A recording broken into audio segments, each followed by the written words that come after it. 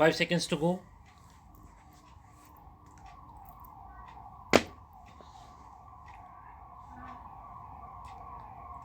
Start. In that background, the evidence of Dr. Gurnamjeet Rai PW2 and of the Sub Inspector Jaswant Singh PW5 would establish that the death had occurred due to organophosphorus poisoning. Hence, as noted, the death was unnatural and there was demand for dowry. In those circumstances, the further evidence of PW1 and PW8, the parents of the deceased, would also refer to the circumstances when the deceased had been sent back to the parental home to secure fulfillment of the said demand, but the parents, being unable to fulfill the demand, had counseled and sent her back. It was also stated by them that during such visit she had mentioned about the ill treatment meted out to her. But the question would be as to whether such evidence will be sufficient to hold both appellants guilty of committing the offence, considering the fact that on all these aspects of the matter the trial court has referred to the evidence in detail and the High Court has reappreciated the same in its correct perspective to the extent of both the courts holding the appellant number 1 Kuljit Singh guilty, convicting him and imposing the sentence in the manner as done is justified and does not call for interference. The only aspect which requires consideration herein is as to whether the conviction and sentence handed down to the appellant number 2 Rajrani is justified or not. The learned counsel for the appellant in that regard has strenuously contended that except for making vague statements to the effect that the husband and the in-laws of their daughter had made demand for dowry and inflicted cruel treatment, the trial court had not referred to any specific instances where the appellant number 2, namely the mother in law of the deceased, had been ascribed any specific role in making the demand and inflicting cruelty, as noted from the statement recorded under section 313 of CRPC.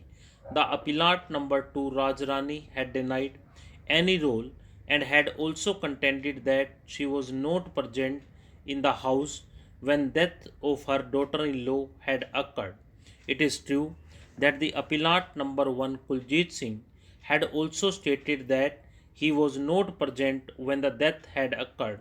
On that aspect, as rightly noted by the trial court, it had come in the evidence through the deposition of Bittu DW1 that he and appellant number 1 Kuljit Singh had taken the deceased to Dr. Kalsi and thereafter to Shri Guru Ram Das Hospital, Amritsar, though the version given by the said witness was because she was pregnant.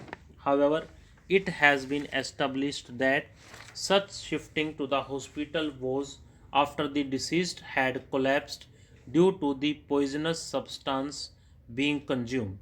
Therefore, though the presence of the appellant number 1 Kuljit Singh was established, the presence of the appellant number 2 Rajrani was not spoken about. Apart from that, there is no specific evidence with regard to such demand being made by the appellant number 2 or cruelty being inflicted by her pursuant to such demand. From the evidence referred by the trial court, it is noticed that wherever this aspect has been referred to, a sweeping statement has been made that the husband and in laws of the deceased had inflicted cruelty, or it has been stated that the husband and his mother had done so without specifying their roles. However, as already noted, the said evidence would be sufficient to hold The appellant number 1 Kuljit Singh guilty, but same would be insufficient to hold the appellant number 2 Raj Rani guilty. Hence, we are of the opinion that the appellant number 2 Raj Rani is entitled to be acquitted.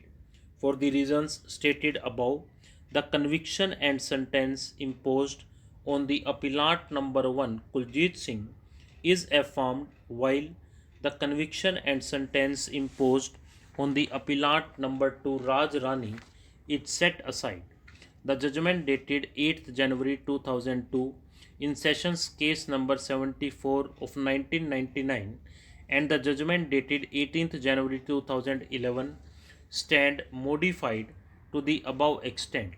The appellant number 1 Kuljit Singh, who is on bail, shall surrender within 2 weeks from the date of this judgment and serve the remaining sentence. The appellant number 2 Rajrani is set at liberty if not wanted in any other case, and the bail bonds executed by her is ordered to be cancelled. Stop.